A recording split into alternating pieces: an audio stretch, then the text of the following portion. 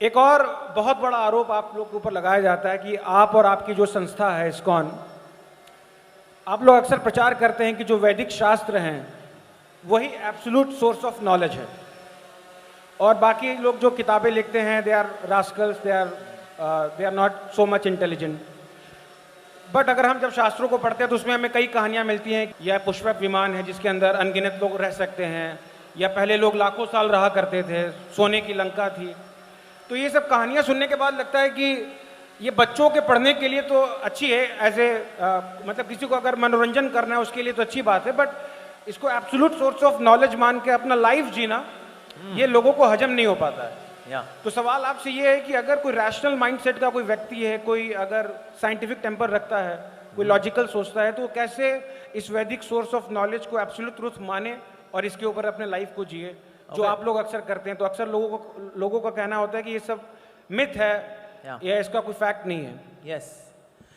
अब आप कहें भी मॉडर्न साइंस को हम बनाएंगे एज अ सर्टिफाइंग अथॉरिटी कि हमारी वैदिक नॉलेज जो है वो प्रमाणिक है कि नहीं है। आप देखेंगे जितनी भी हमारी मॉडर्न एजुकेशन है, modern education is always changing, हमेशा चेंज होती रहती है। जैसे सबसे पहले आई थी atomic theory of Dalton's atomic theory.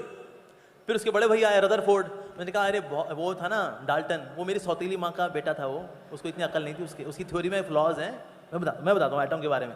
उसके आया रदरफोर्ड के बाद आया फिर बॉर ने कहा दोनों छोटे थे ना, ये तो मेरी माँ के सौतेले बेटे थे, इनमें इतनी अकल नहीं थी। मैं बताता हूँ असली थ्योरी, मैं बताता हूँ। फिर उसने थ्योरी बताई बॉर के बाद आया शॉर्डिंजर ने कहा तीनों के तीनों जो थे दे वर 3 मस्केटियर्स।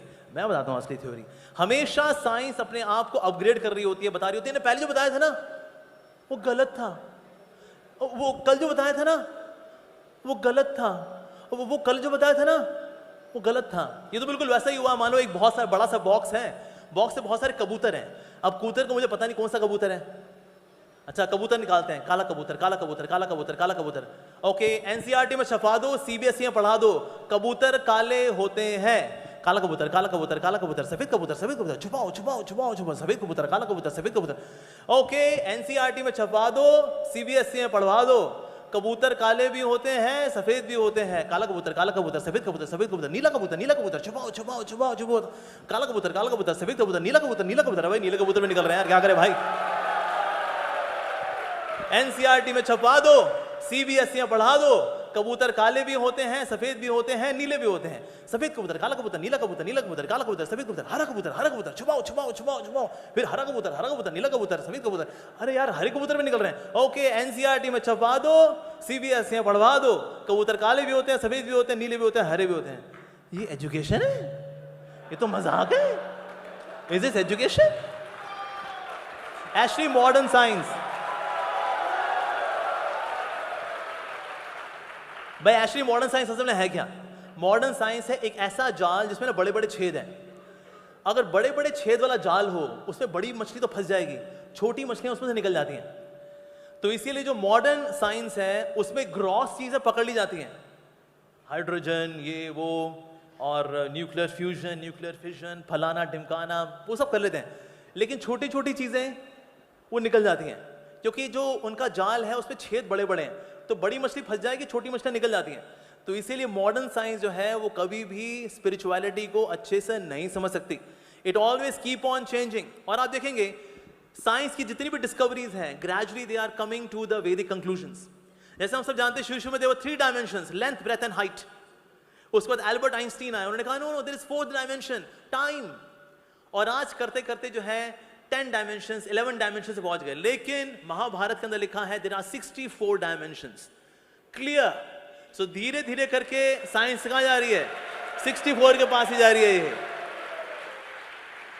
लाइक दे बिलीव कि ना नहीं, प्राण तो आते हैं 7वें महीने में आते हैं बच्चे के अंदर, जब मां की कोख में बच्चा जाता है तो 7वें महीने में प्राण आते हैं। लेकिन नहीं 5वें महीने में आते हैं, नहीं 3 महीने में आते हैं। हमारे वैदिक कल्चर बोलता है फ्रॉम डे 1 देयर इज प्राण।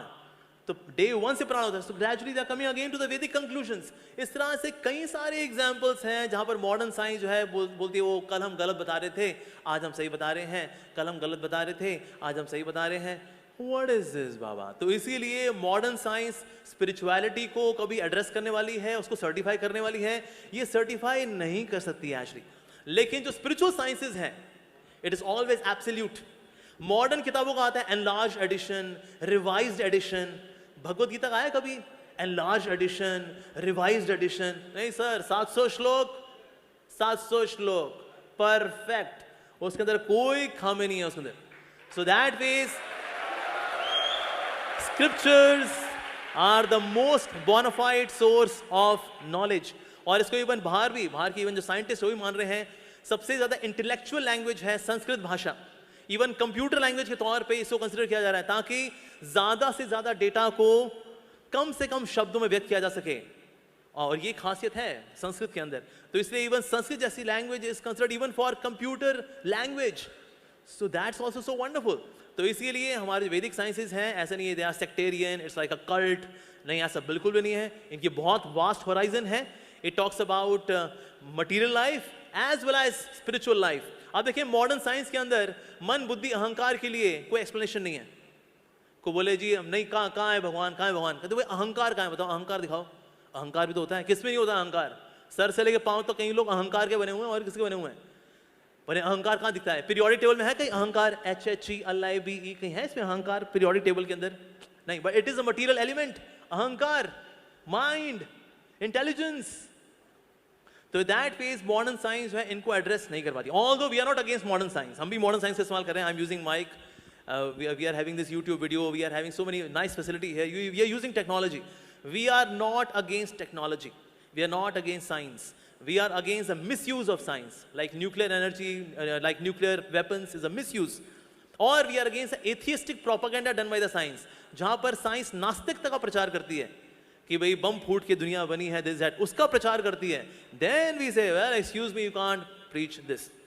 ये बिल्कुल वैसा ही है। एक समय क्या हुआ है गाँव के अंदर, रेडियो आया, अब उनको पता नहीं था, अरे ई का है भैया, अरे पता नहीं, ई का छुओ जरा, तो किसने उसको थोड़ा नॉक घुमा दिया, तो उसमें से जो है गाना निकला, पिया तू अब तो आजा, हा हा हा हा हा।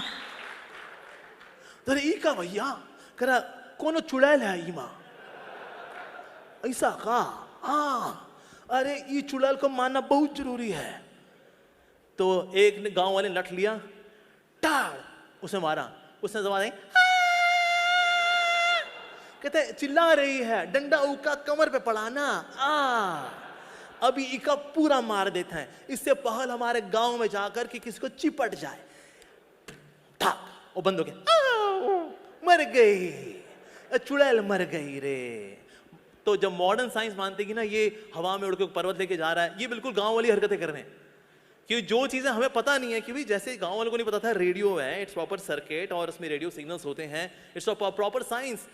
अब गांव वालों को पता नहीं तो कहेंगे ईमा चुड़ैल बैठी है रे। उसी प्रकार से ऐसे सो कॉल मॉडर्न साइंटिस्ट ये कहते हैं, भला ऐसे कैसे हो सकता है कोई उड़ करके पहाड़ लेकर के जा सके? वेल, आप ये देखिए, जब एक हेलीकॉप्टर को अगर लॉन्च करना हो या फिर कहीं ना कहीं टेक ऑफ करना हो या कहीं लैंडिंग करनी हो, उसको हेलीपैड चाहिए होता है। भगवान ने देखिए क्या सॉफ्टवेयर इंस्टॉल किया, मच्छर के अंदर कोई हेलीपैड की जरूरत नहीं, कहीं से भी उड़ता है, कहीं लैंडिंग मारता है वो। वाह! तो जो वो भगवान मच्छर के अंदर ये ताकत डाल सकते हैं कि वो लैंडिंग कहीं भी करे। मतलब हेलीकॉप्टर कभी ऐसे लैंडिंग नहीं कर सकता, लेकिन ये मालूम है, लेकिन मच्छर तो ऐसे लैंडिंग भी कर लेता है, काम भी कर लेता अपना। क्या बात है! उसके अंदर जीपीएस किसने फिक्स किया भाई यहां तेरे को मिलेगा माल? क्या बात है! तो इसके लिए भगवान की technology is way beyond material technology. तो इसलिए हम सोचे ये मटेरियल टेक्नोलॉजी हम देखेंगे, भगवान की टेक्नोलॉजी को नहीं। सर उनकी टेक्नोलॉजी बहुत हाई फाई है। तो इसलिए अगर कोई वानर, हनुमान जी बेसिकली, पर्वत क्या कुछ भी उठा सकते हैं? कुछ भी उठा सकते हैं। आप नहीं उठा सकते, अंडरस्टूड, पर इसका मतलब ये थोड़ी कि कोई भी नहीं उठा सकता। तो हनुमान जी उठा सकते हैं, he has that ability, why not? तो इसीलिए modern science has to upgrade itself to the level, then they can understand the technology of God, because भगवान की technology is more subtle, more fine, more refined, and it is flawless. हमारी technology फिर flaw हो सकता है, लेकिन भगवान की टेक्नोलॉजी में no flaw at all. बहुत बहुत धन्यवाद आपका।